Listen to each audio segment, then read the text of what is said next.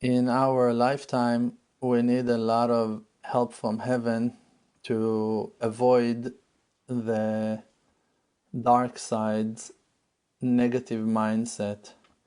And that's the main war all the time, all the time, all the time, to attach ourselves to the holiness and purity of our Father in heaven. The way to do it is from within, like we usually say, that our soul is that inner channel to God, to infinity, to eternity.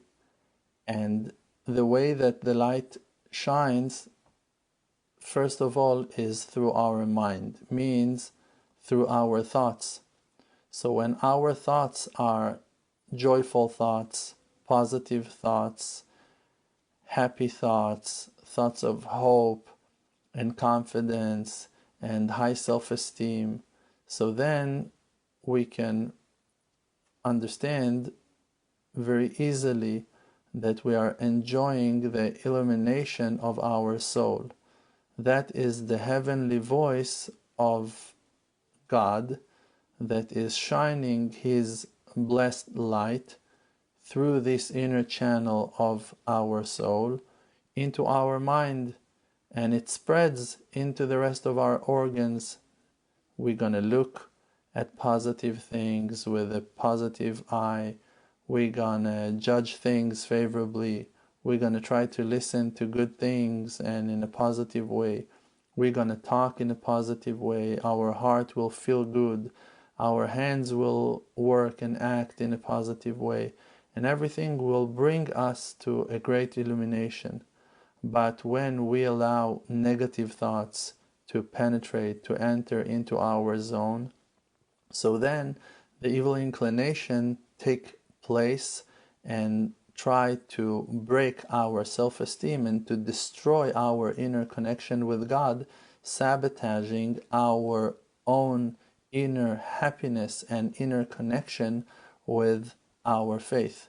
And then a person is falling to bitterness, to sadness, to depression, to despair, and he walks with those negative mindset and break his own life to pieces because he's not happy with what he's eating, and he's not happy with how he's drinking. He's not happy with his friends. He's not happy with his partners. He's not happy with his house. He's not happy with his customs. He's not happy with himself. He's not happy with his eyes. He's not happy with his eyebrows. He's not happy with his haircut. He's not happy with the way he runs his life. He's not happy. And the black bitterness is overpowering him to destroy his inner structure. And no matter what he's doing and able to do in his life, he's always going on the dark side, always sad, always not happy, always frustrated, always close to despair. Even if he's achieving great things, he's looking on the empty side, on the empty part of his cup, and always feel like he's not doing enough and not fulfilling his obligation and not completing his mission and not satisfying God and not pleasing God and not doing enough and whatever. But this is a result of that darkness that he allowed in to his circles. And that is the main enemy of a person, to be sad and to be broken and to look with a negative mindset and point of view. Therefore, every person should work as hard as he can, always to try to bring out the good from every situation and to look with a real good and positive mindset on every angle of his life.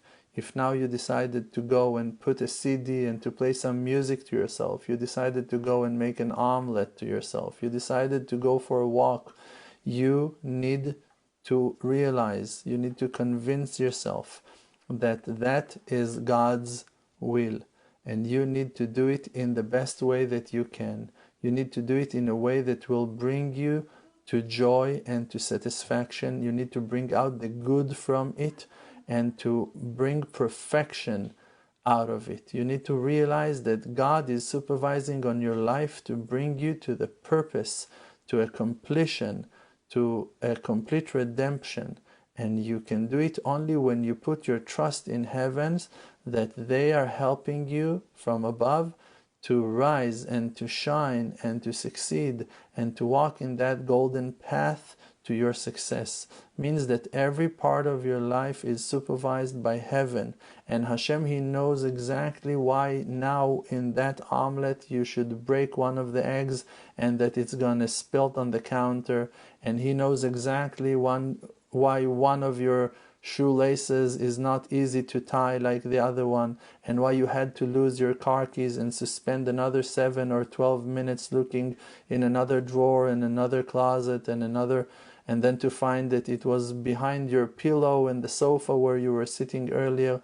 Only God knows exactly what's the reason and what's the purpose for every act and situation in your life.